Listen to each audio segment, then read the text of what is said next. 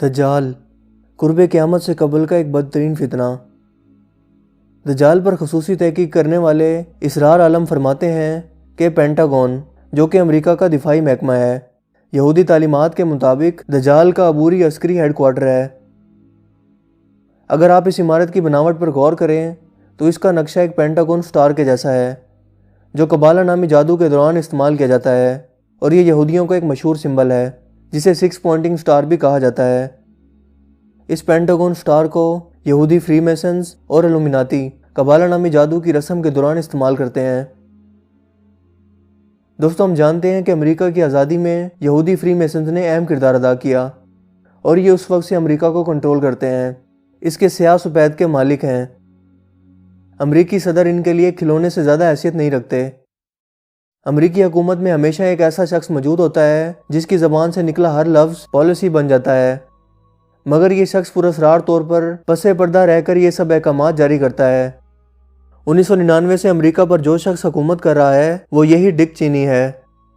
اس پورے دور میں امریکہ کی تمام داخلہ پالیسی ہو یا خارجہ پالیسی، ٹیکس کے مسائل ہوں یا افغانستان پر چڑھائی کا معاملہ، امریکہ میں کسی چور کو بچانا ہو یا عراق پر حملہ، سب کی مخالفت کے باوجود بھی بش کے قلم سے اسی فیصلے پر دستخط ہوئے جو اس ڈک چینی شخص کی زبان سے نکلے۔ حتیٰ کہ بعض دفعہ FBI کے ڈائریکٹرز نے استعفے کی دھمکی بھی دی، مگر ڈک چینی نے اپنی بات ہی منوائی۔ گوانتانامو، بگرام اور ابو غریب وغیرہ میں مجاہدین قیدیوں کے ساتھ دجالی سلوک سب اسی کی زبان سے نکلے الفاظ تھے جو قانون بن گئے، اور اس بات کو باشعور امریکی عوام کے ساتھ ساتھ کولن یاول اور کالی جادوگرنی یعنی کونڈولیزا رائس کو بھی اس کا علم 2 سال بعد اخبارات کے ذریعے ہوا۔ ان دونوں کو غصہ تو بہت آیا، مگر وہ ڈک چینی کے سامنے بولنے کی جرات نہ کر سکے، لہٰذا سارا ملبہ بش پر گرا دیا گیا کیونکہ وہ صرف ایک مہرے کے طور پر استعمال ہوا تھا۔ اس شخص ڈک چینی کے بارے میں اسرار عالم کا دعویٰ ہے کہ اس نے دجال سے ملاقات کی ہے اور دجال خود اس کو ہدایات دیتا ہے۔ دوستو، ڈک چینی صرف ایک ایسا کردار ہے جو دجال کی طرف سے منظر عام پر آیا، مگر اس جیسے نہ جانے کتنے کردار آج امریکہ، سویڈن، ناروے، اصفہان، کابل اور دنیا کے مختلف خطوں میں راک فیلر، راتسچائلڈ اور مورگن فیملی کی صورت میں موجود ہیں اور دنیا کو اپنے اشاروں پر چلا رہے ہیں۔ ان کے لبوں کی حرکت دنیا کی جمہوری اور شہنشاہی حکومتوں کا قانون بن جاتی ہے۔ امریکہ سمیت دنیا کے حکمران IMF کے ہیڈ آفس کی بجائے ان کے گھروں کی چوکھٹ پر ناک رگڑتے ہیں، کیونکہ یہ تمام دنیا کے معاشی نظام کو IMF اور ورلڈ بینک جیسے اداروں کے ذریعے کنٹرول میں رکھتے ہیں، لہٰذا کسی بھی ملک کی اکانومی کو لمحوں میں تباہ کر سکتے ہیں۔ اور آج کے ترقی یافتہ دور میں کسی بھی ملک پر حکومت کرنا ہو تو اس کے معاشی نظام کو کنٹرول کرنا ہی سب سے بہترین طریقہ ہے۔ برطانیہ اور امریکہ ان کے قرضوں پر چل رہے ہیں، دنیا کے جمہوری نظام کی ڈوریں ان کے غلام ہلا رہے ہیں۔ یہ بات سننے میں یقیناً ناقابل یقین اور قیاس رائے لگتی ہے، مگر یہ حقیقت ہے کہ دجال قید ہونے کے باوجود متحرک ہے اور ان یہودی خاندانوں سے باقاعدہ رابطے میں ہے، کیونکہ یہ چند مخصوص یہودی خاندان جمہوری حکومتوں اور معاشی نظام کو کنٹرول کرتے ہیں۔ صرف ایک راک فیلر کا یہودی خاندان IMF، ورلڈ بینک، عالمی ادارہ صحت، اقوام متحدہ، جنگی جہاز بنانے والی کمپنیوں، جدید اسلحہ، میزائل، خلائی تحقیقاتی ادارے ناسا اور فلم ساز ادارہ ہالی ووڈ، ان سب اداروں کے مالک ہیں، جس کو یہ ہر طرح سے لوگوں کو گمراہ کرنے کے لیے استعمال کر رہے ہیں۔ اس کے علاوہ یہ یہودی خاندان نہ صرف بینکنگ سسٹم کو کنٹرول کرتا ہے بلکہ قبالہ نامی کالے جادو کا بھی علم رکھتا ہے، لہٰذا بعض انگریز مصنفین انہیں قبالہ 5 کے نام سے بھی یاد کرتے ہیں۔ یہ سب زائونسٹ یہودی ہیں۔ دجال اپنی خدائی کے اعلان سے پہلے انہی کو استعمال کرتے ہوئے اپنے لیے راہ ہموار کرے گا۔ قرآن اور حدیث سے بھی یہ ثابت ہے کہ شیاطین اپنے انسانوں میں موجود دوستوں کی مدد کرتے ہیں۔ حضرت جابر رضی اللہ تعالیٰ عنہ سے روایت ہے کہ نبی کریم صلی اللہ علیہ وآلہ وسلم نے فرمایا کہ ابلیس اپنا تخت سمندر پر لگاتا ہے، لوگوں کو فتنوں میں ڈالنے کے لیے وہ اپنے لشکر روانہ کرتا ہے۔ اس کے لشکر میں جو سب سے زیادہ فتنہ پھیلانے والا ہوتا ہے وہ ابلیس کے اتنا ہی قریب ہوتا ہے۔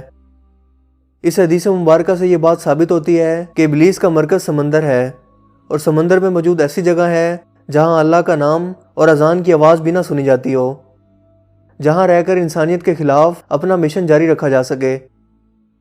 اگر حضرت کعب کی مذکورہ روایت کو سامنے رکھ کر تھوڑا سا غور کیا جائے تو سمندر میں موجود پراسرار ترین مقام یعنی بحر اوقیانوس کے مغرب میں موجود برمودا ٹرائنگل میں رونما ہوتے حیرت انگیز اور ناقابل یقین حادثات پر غور کریں تو پتہ چلتا ہے کہ ممکن ہے یہی ابلیس کا مرکز ہو اور اس کا پرور کانا دجال بھی اس کے ساتھ ہو، جو ابلیس یعنی شیطان کا آخری مضبوط ترین مورا ہے۔ یا یہ بھی ممکن ہے کہ ان میں سے ایک برمودا ٹرائنگل میں موجود ہو جبکہ دوسرا جاپان کے ڈیول سی میں۔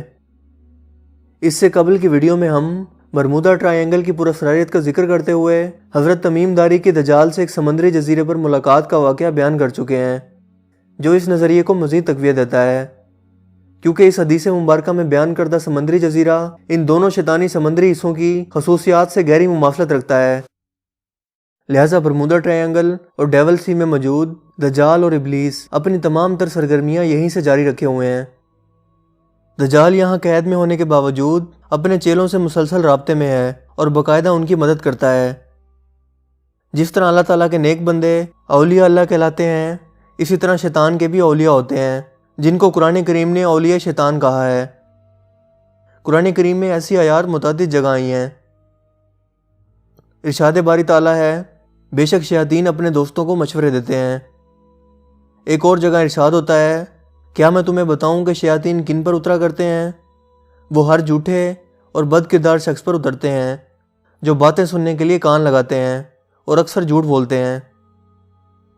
اس کے علاوہ ایک جگہ اور ارشاد ہوتا ہے، اور جو لوگ رحمان کے ذکر سے غفلت کرتے ہیں ہم ان کے ساتھ شیطان لگا دیتے ہیں جو ان کا ہم جولی بن کر ان کے ساتھ رہتا ہے، بلا شبہ وہ شیاطین ان کو سیدھے راستے سے روکتے ہیں اور وہ یہی سمجھ رہے ہوتے ہیں کہ وہ صحیح راستے پر چل رہے ہیں۔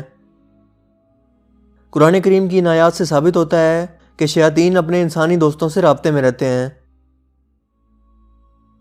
یقیناً یہ بات سننے میں بہت عجیب لگ سکتی ہے کہ یورپ کے سائنسی انقلاب کے پیچھے دجال ہی کا ہاتھ ہے۔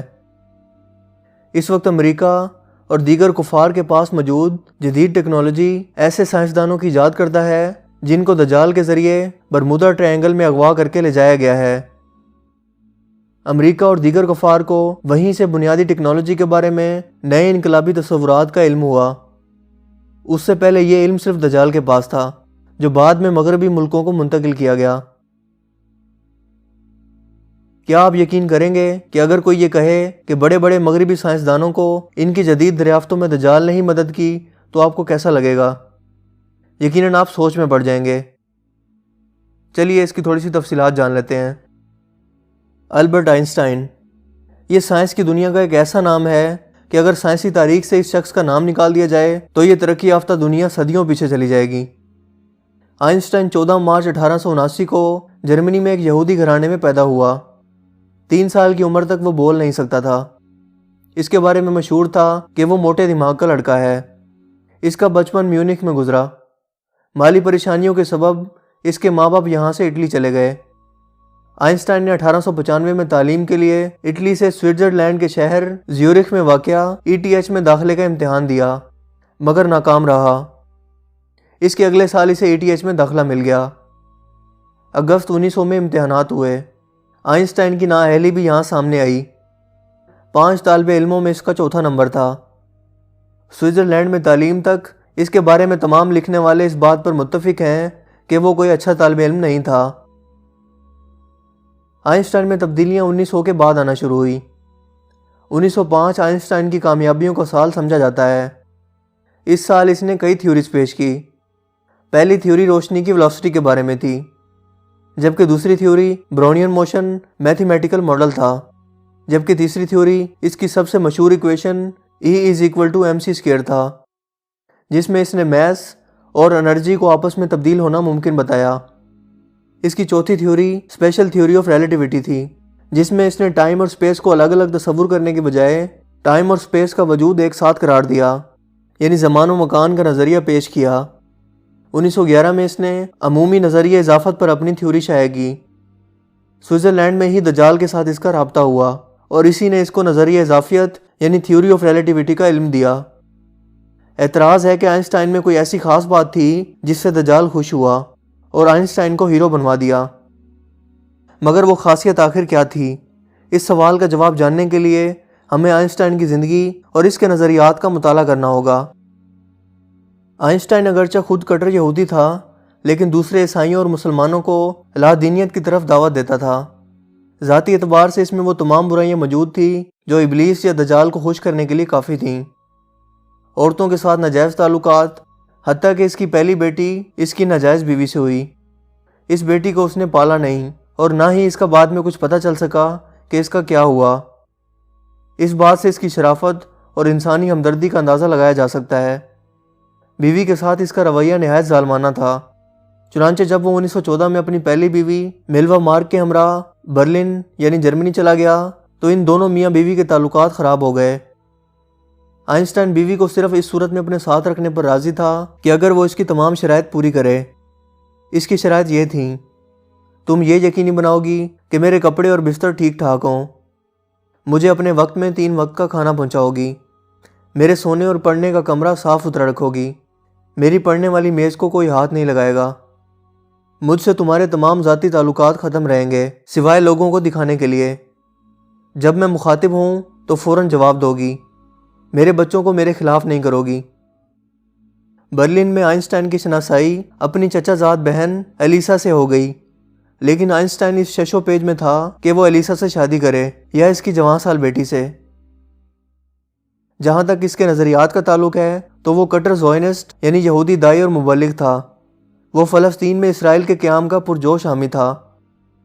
اس نے 1921 میں جیم وائزمین جو کہ پہلا اسرائیلی صدر تھا کے ساتھ امریکہ کا دورہ کیا اور زائونسٹ یہودیوں کے لیے چندہ جمع کرنے کے لیے متعدد شہروں میں تقریریں کی۔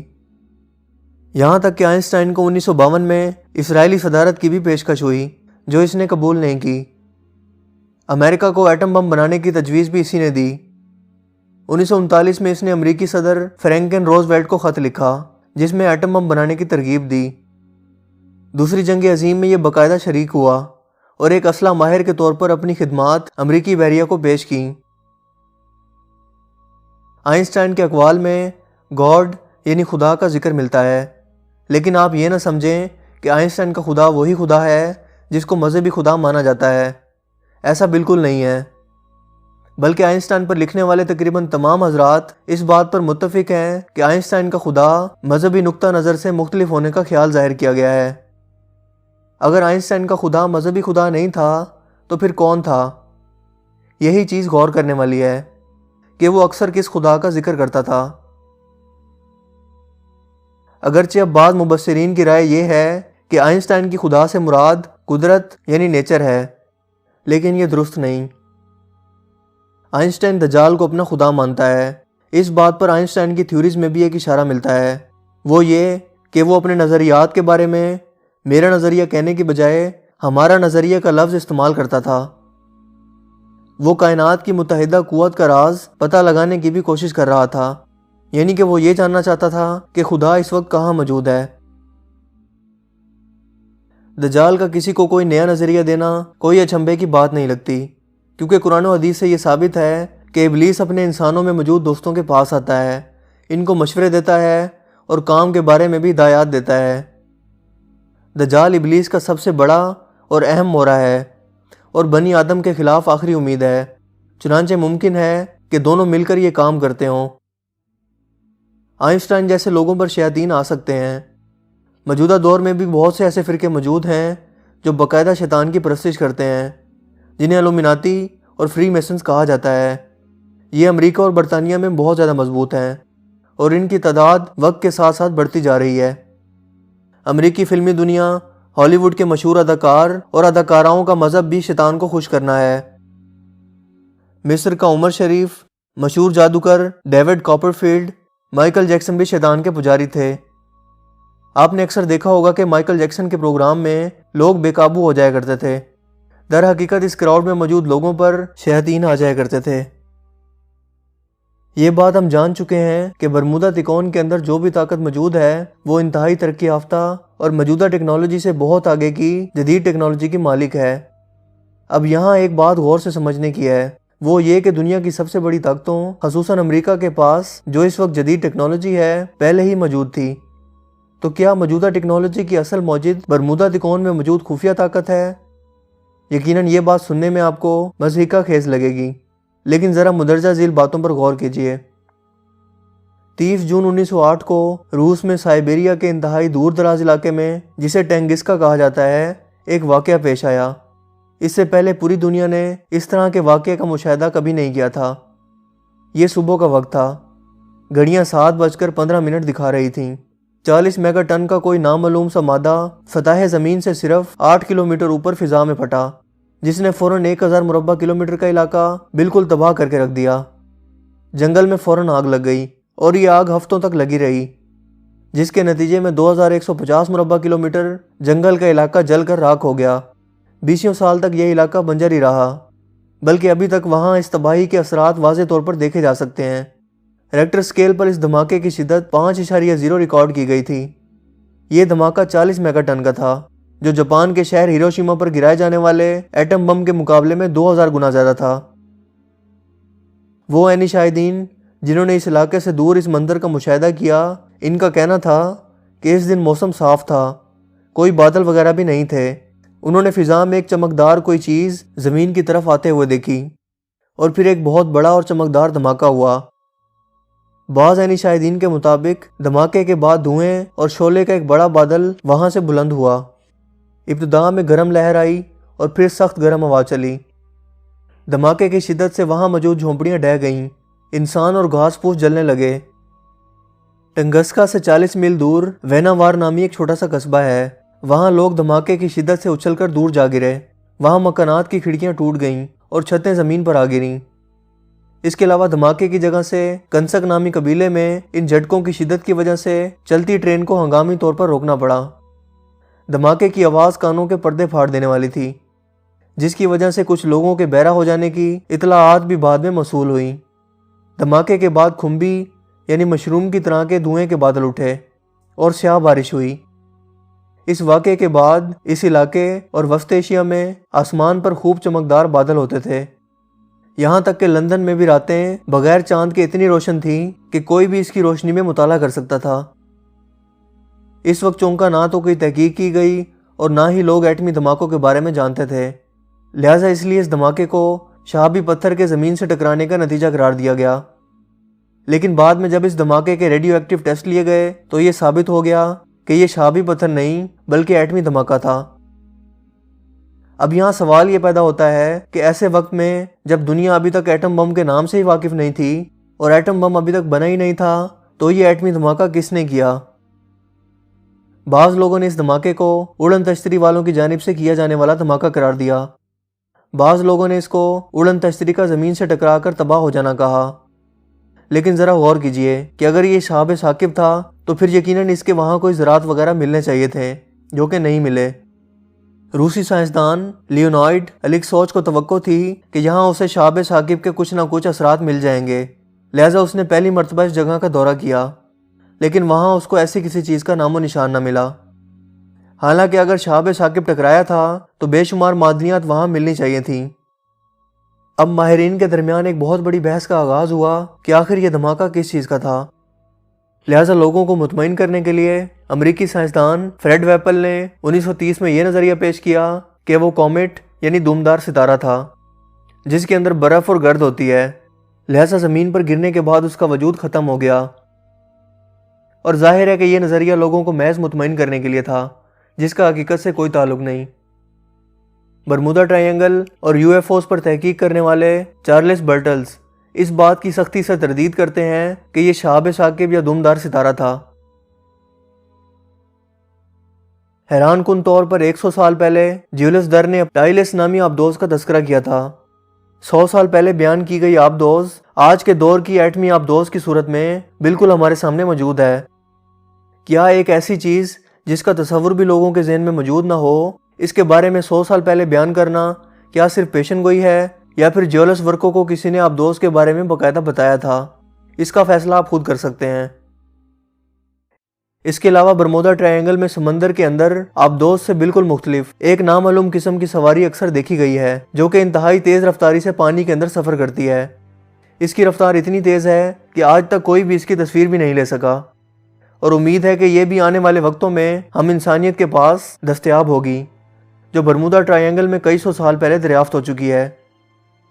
اسی طرح سے 100 سال پہلے ایک سائنسدان امریکہ کے شہر فلوریڈا کے مشرقی ساحل پر ایک خلائی جہاز کو چاند پر جاتا ہوا بیان کیا،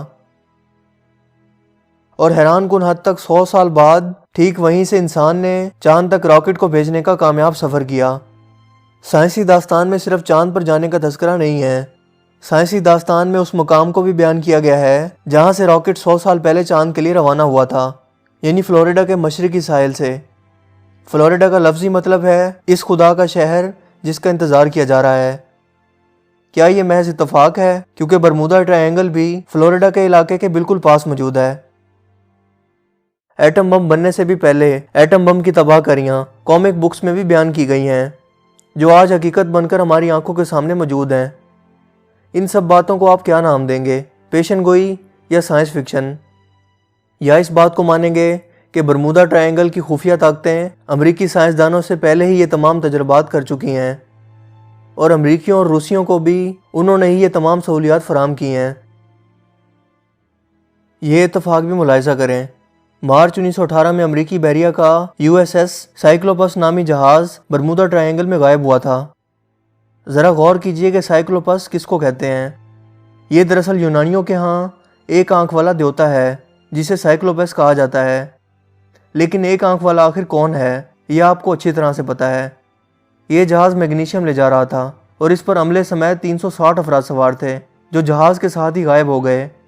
اسی نام کا ایک اور برطانوی جہاز بھی اسی سال غائب ہوا۔ پھر 1941 میں سائیکلوپس کی طرح کے 2 جہاز مزید غائب ہو گئے۔ اب غور کرنے کی بات یہ ہے کہ امریکہ کا پہلا طیارہ بردار جہاز بننے کا اعزاز جس جہاز کو حاصل ہوا وہ سائیکلوپس طرز کا ہی جہاز تھا۔ طیارہ بردار بحری بیڑوں نے امریکہ کو ایسی بحری قوت فراہم کی کہ اس سے پہلے ایسی بحری قوت کبھی نہیں دیکھی گئی تھی۔ تو کیا ایسا کہا جا سکتا ہے کہ برمودا میں سائیکلوپس کو اسی لیے لے جایا گیا تھا تاکہ آئندہ بحریہ کی دنیا میں ان جہازوں کو جدید بنا کر اپنے حلیفوں کے سپرد کر دیا جائے؟ برمودا ٹرائینگل کے علاقوں میں آپ دوست نما چیزوں کا کثرت سے دیکھے جانا اس بات کی دلیل ہے کہ امریکہ سے پہلے یہ ٹیکنالوجی برمودا ٹرائینگل میں موجود لوگوں کے پاس تھی۔ برمودا ٹرائینگل میں اغوا کی جانے والی شخصیات میں اکثر وہ لوگ ہیں جو اپنے پیشے میں ماہر سمجھے جاتے ہیں، مثلاً وقت کے بہترین پائلٹ، دنیا کے مشہور ملاح اور جہاز کے کیپٹن، مشہور تاجر اور سماجی شخصیات، مشہور جہاز اور طیارے، بارود سے بھرے جہاز اور ایندھن لے جاتے ٹینکر۔ اس سے یہ بات سمجھ آتی ہے کہ ان افراد کو اغوا کر کے مار نہیں دیا گیا بلکہ ان کی صلاحیتوں کو اپنے لیے استعمال کیا گیا ہے۔ ایسا ہی خیال ایک اغوا ہونے والے پائلٹ کی بیوی کا بھی ہے۔ ان کا کہنا ہے کہ اغوا شدہ افراد زندہ ہیں۔ امریکی حکومت کسی خاص وجہ سے حقیقت چھپانا چاہتی ہے۔ البتہ ان افراد کو ضرور مار دیا گیا ہوگا جنہوں نے ان کے مشن میں تعاون کرنے سے انکار کیا ہوگا۔ اس کے علاوہ جو طیارے اور جہاز اغوا کیے گئے ہیں وہ بھی تباہ نہیں ہوئے بلکہ ان کو بھی استعمال کیا جاتا ہے۔ ایسے بہت سارے واقعات ریکارڈ پر موجود ہیں کہ برمودا ٹرائینگل میں ایسے جہاز اور طیارے جاتے ہوئے دیکھے گئے ہیں جن کا کچھ پتہ نہیں چل سکا کہ وہ کہاں سے آئے تھے اور کس کمپنی یا ملک کی ملکیت تھے۔ یہ وہ طیارے تھے جو کافی پہلے اس علاقے میں غائب ہو چکے تھے۔ جو جدید ٹیکنالوجی امریکہ کے پاس آتی ہے وہی کچھ عرصہ بعد امریکہ کے مخالف ملکوں مثلاً کولڈ وار کے وقت سوویت یونین کے پاس اور پھر چائنا کے پاس بہت جلد پہنچ جاتی ہے۔ حالانکہ یہ ٹیکنالوجی امریکی سائنسدانوں کی انقلابی کامیابی شمار کی جاتی ہے، مثلاً خلا میں جانا، چاند پر پہنچنا، ایٹم بم، جدید گائیڈڈ میزائل۔ ہونا تو یہ چاہیے کہ یہ ٹیکنالوجی امریکہ کے دشمنوں کے ہاتھ نہ لگتی، لیکن امریکہ کے کچھ عرصے بعد ہی دوسرے مخالف سمجھے جانے والے ممالک بھی اس میدان میں امریکہ کے برابر پہنچ جاتے ہیں۔ تھوڑا بہت فرق ضرور ہے لیکن بنیادی ٹیکنالوجی ایک ہی رہی ہے۔ اس سے ایسا لگتا ہے کہ جو قوت امریکہ کو ٹیکنالوجی فراہم کرتی ہے وہی دیگر کافر ممالک کو بھی فراہم کرتی ہے۔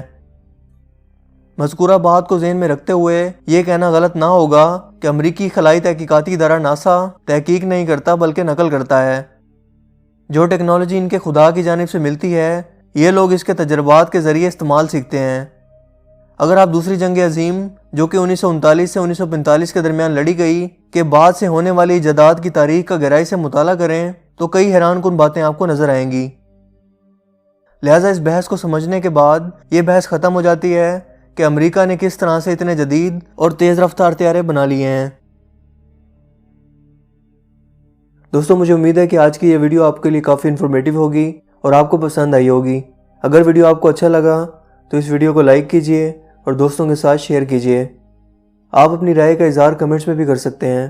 میرا نام ہے حسیب شفقت اور آپ دیکھ رہے ہیں ہنسی ٹی وی۔